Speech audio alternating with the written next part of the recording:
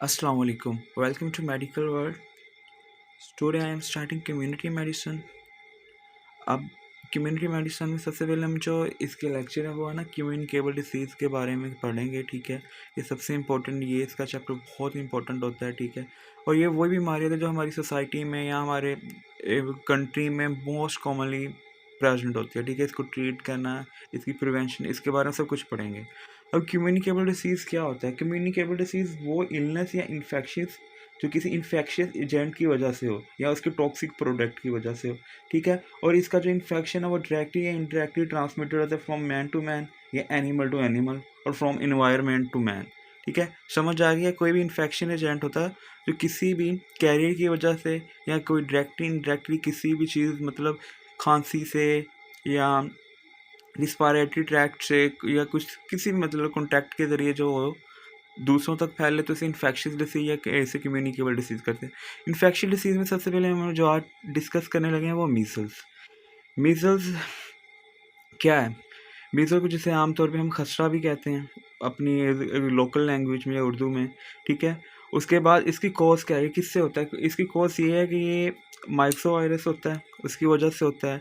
इसकी ये बहुत ही ज़्यादा मॉर्बिडिटी और मोर्टेलिटी की वजह से, मॉर्बिडिटी और मोर्टेलिटी मतलब बीमारी की वजह, किसी अमवात की वजह होती है। ठीक है, उसके बाद इसकी जो अपीयरेंस है वो रेड स्पॉट की तरह होती है, रेबियोला रेड स्पॉट्स। ठीक है, इसके बाद प्रॉब्लम देख लेते हैं।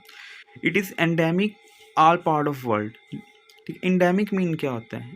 What is mean by endemic? Endemic वो होता है जो एक डेफिनेट ग्रुप या पॉपुलेशन एरिया में नहीं होते, कि जोग्राफिकल डिस्ट्रीब्यूशन होती है। जैसे जब एक कोरोना स्टार्टिंग में था बिफोर फेब्रवरी तो ये इंडेमिक था क्योंकि सिर्फ चाइना में था, इर्द गिर्द, या पैनाडेमिक नहीं हुआ जो दूसरे कंट्रीज तक नहीं पहुंचा, सिर्फ एक स्पेसिफिक पॉपुलेशन में या एरिया में, जियोग्राफिकल एरिया में था। तो तब ये जो कोविड था तो वो इंडेमिक था। ठीक है, उसके बाद developing countries are affected more, और उसके डेवलपिंग कंट्री जो तरक्की, पाकिस्तान, इंडिया जो तरक्की पज़ीर ममालिक है, इनमें ज़्यादा चांसेस है। फिर उसके बाद इसकी उन्होंने कहा बच्चों में ज़्यादा चांसेस होते हैं, 40% ये बच्चों में होता है, और ये एपिडेमिक होता है, मतलब एक पॉपुलेशन में, जैसे हमारे एरिया में, जैसे हमारे घर में या किसी मोहल्ले गली में हो जाए तो वो एक एपिडेमिक होगा, मतलब एक बच्चे को होगा तो दूसरों से भी वो इन्फेक्ट हो सकते हैं बच्चे।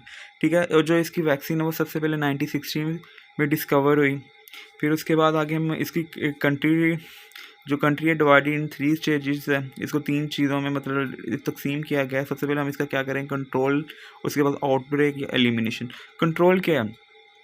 कंट्रोल ये है, अगर कहीं पे हमें कोई केस मिल गया तो हम उसको, जो उसके इंसिडेंट्स को ना, उसको एक्सेप्ट करें, उसको रिड्यूस करें, वहाँ पे मतलब अपना प्रोजेक्ट शुरू कर दें उसकी एलिमिनेशन के लिए। फिर आउटब्रेक क्या है? आउटब्रेक क्या है कि एग्रेसिव इम्यूनाइजेशन स्ट्रेटजी अप्लाई करता है। अगर कहीं पे बहुत ज़्यादा मतलब केसेस आना शुरू हो गए तो वहाँ पे इम्यूनाइजेशन का कैंपेन शुरू कर देंगे। ठीक है, उसके बाद एलिमिनेशन में ये है कि उसके इंसिडेंट्स को, जो उसका रिड्यूस कर देना इंसिडेंट्स को टू ज़ीरो। उसके बाद इसके एजेंट फैक्टर्स देखते हैं। एजेंट कौन सा है इसमें? आरएनए पैरामाइक्सो वायरस है। ठीक है, उसके बाद सोर्स ऑफ इन्फेक्शन क्या हो सकता है इसका? सोर्स ऑफ इन्फेक्शन ये है कि ये मतलब कोई इसका कैरियर स्ट्रेन नहीं होता, ये नहीं कि एक से दूसरा कोई लेके आया तो दूसरा, इसमें कोई भी मीजल्स का केस आ गया है ना तो वो ये सोर्स ऑफ इन्फेक्शन है, उसी की वजह से दूसरे को मतलब इन्फेक्ट करवाएगा। ये नहीं है किसी जगह से या किसी से लग गया, लेकिन ह्यूमन होस्ट या किसी का इन्फेक्शन नहीं होना या एक केस होना ज़रूरी है इसमें। इन्फेक्टिव मटेरियल क्या हो सकता है? इन्फेक्टिव मटेरियल एक पर्सन की जैसे नोज से सिक्रीशन हो सकती है, थ्रोट एंड रिस्पायरेटरी ट्रैक की सिक्रीशन हो सकती है, मतलब थ्रोट ड्रॉपलेट्स से ये इसकी होती है सेपरेशन या ट्रांसमिशन। ठीक है, कम्युनिकेबिलिटी क्या है इसकी? High infection during prodromal period.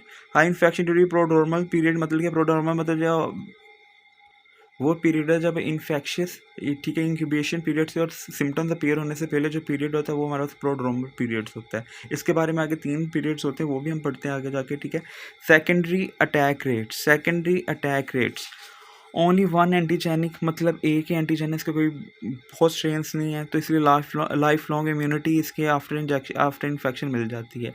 ठीक है, उसके बाद इसके होस्ट फैक्टर देख लें। होस्ट फैक्टर में क्या? एज 6 मंथ टू 5 ईयर्स तक ये मोस्ट कॉमन होता है। सेक्स में इक्वल इंसिडेंस होता है, कोई लड़का लड़की का होना नहीं है, इसमें इक्वली सबको होगा। Immunity, one attack on first life long immunity, एक अटैक होगा तो आपको पूरी ज़िंदगी के लिए इसकी इम्यूनिटी मिल चुकी होगी। ठीक है, इसलिए इसका बचपन में हो जाना ही बेहतर होता है। न्यूट्रिशन क्या होता है? न्यूट्रिशनल मतलब इसका देख रखो, जो लोग मैन न्यूट्रिशन होते हैं जो बच्चे, उनमें ज़्यादा चांसेस होता है कि इनके इसके होने के ज़्यादा चांसेस होते हैं। आगे हम इसका ट्रांसमिशन देख लें, इसका स्प्रेड देख लें। ट्रांसमिशन क्या था, ड्रॉपलेट इन्फेक्शन जो मैंने पहले बता दिया, इन्फेक्शन थ्रू कंजक्टाइवा। किसी केसेस में ना कंजक्टाइवा से भी इसकी इन्फेक्शन जो है ना स्प्रेड हुआ, तो वो भी नोट हुआ है। उसके बाद इसका इंक्यूबेशन पीरियड क्या होता है? इंक्यूबेशन पीरियड वो पीरियड होता है जब हम किसी इन्फेक्शन से इन्वेज हो जाए, मतलब किसी से इन्फेक्टेड हो जाए, तो उसके बाद जो फर्स्ट साइन और सिम्टम्स अपीयर होती हैं ना उस दौरान में, तो वो इंक्यूबेशन पीरियड होता है। इसकी इंक्यूबेशन पीरियड है 10 to 14 डेज। ये स्टार लगा ले, बहुत इंपॉर्टेंट है। इसके लिए MCQs में भी अक्सर पूछ लेते हैं और SCQ का भी एक पार्ट होता है।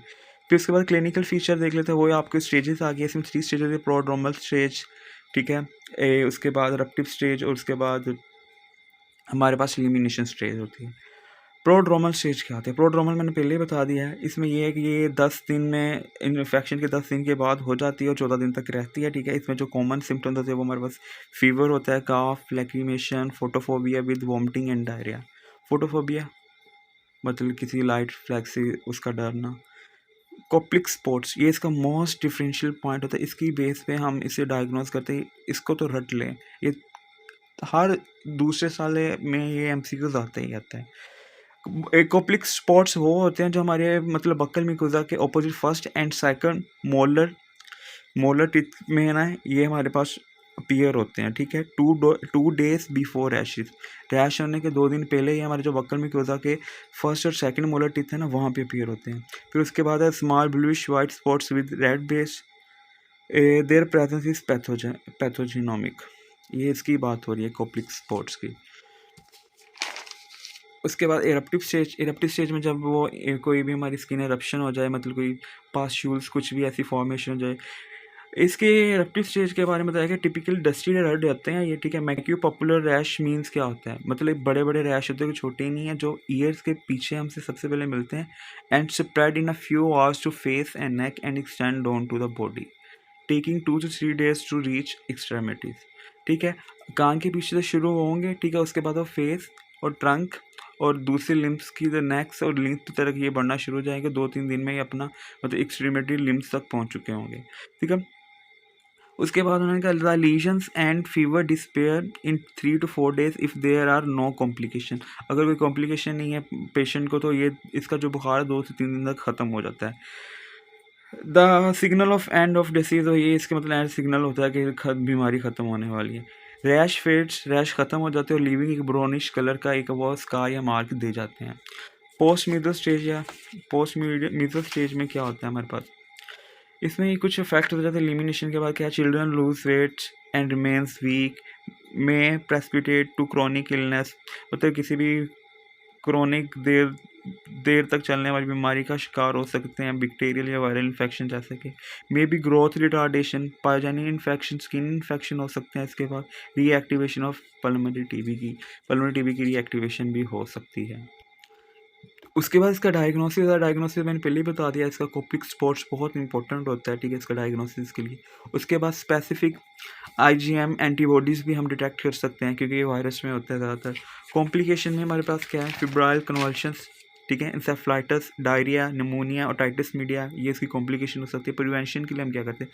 इसके जो 95% है इसकी इम्यूनाइजेशन अचीव हो चुकी है। 95% मोर देन ऑलमोस्ट 100% इसकी इम्यूनाइजेशन रेट है, ठीक है। Vaccination of successive generation, vaccination की एज देख लेते हैं। एज है 9 months, can be reduce to 6 months if it's already, मतलब मोस्टली इसको 9 month तक हम इसकी डोज देते हैं, ठीक है। अगर किसी इलाके में या किसी जगह के आउटब्रेक होगा तो हम 6 month तक इसे देना, इसे 6 month में इसकी डोज दे देते हैं। लेकिन इंडिया में तो ऑलमोस्ट अब 6 month पे ही स्टार्ट कर दिया गया है। उसके बाद एडमिनिस्ट्रेशन कैसे? सिंगल सबक्यूटेनियस इंजेक्शन होता है, ठीक है, जिसकी डोज 0.5 ml होती है। इम्यूनिटी क्या होती है? Immunity develop 10 to 12 days after vaccination. और इसके बाद इसके हम कुछ कॉन्ट्रा इंडिकेशन है वो पढ़ लेते हैं। कॉन्ट्रा इंडिकेशन हम इसे प्रेगनेंसी में नहीं देंगे, क्योंकि कोई भी ये कंजेनिटल अबनॉर्मलिटीज़ करवा सकता है। अक्यूट इलनेस में नहीं देंगे, ठीक है, तब कोई हमारी इम्यूनिटी ड्रॉप होती है। डेफिशिएंट सेल मीडिएटेड इम्यूनिटी, जिसमें इम्यूनिटी की डेफिशिएंसी, उसमें एडवर्स इफेक्ट में इसमें पढ़ लें हमारे पास TSS है, टॉक्सिक शॉक सिंड्रोम है, ड्यू टू कंटेमिनेटेड वैक्सीन, अगर कोई वैक्सीन सही नहीं है तो उसकी वजह से हमें टॉक्सिक शॉक सिंड्रोम हो सकता है। उसकी सिम्टम्स क्या होगी? Watery diarrhoea, high fever within few hours of vaccination, death within 40 hours. Most rarest toxic shock syndrome बहुत खतरनाक होता है। और it should be given within 3 to 4 days of exposure. अगर किसी को एक्सपोयर होगा तो उसको 3 से 4 दिन तक दे दो। इसकी isolation of 7 days after onset of rash, ये इसके कुछ पॉइंट है, ठीक है। अगर रैश आ गया तो 7 दिन तक उसकी इलाजगी करो, उसे सेपरेट करो दूसरे से। Immunisation of contact within 2 days of exposure. अगर किसी के मतलब एक्सपोयर अगर 2 दिन तक उसकी मतलब इम्यूनाइज कर दो। आगे तो इतना कुछ नहीं है, बस ये है, यहीं पे हमारा ये ख़त्म होता है ऑलमोस्ट, ठीक है। होप सो ये मैंने बहुत ही पॉइंट निकाल कर ईजी वे में लिखा है, ठीक है। और मेरे चैनल को सब्सक्राइब कीजिएगा, और कोई भी कंप्लेन या इशू हो तो आप मुझसे कमेंट बॉक्स में पूछ सकते हैं। ओके, अल्लाह हाफिज़।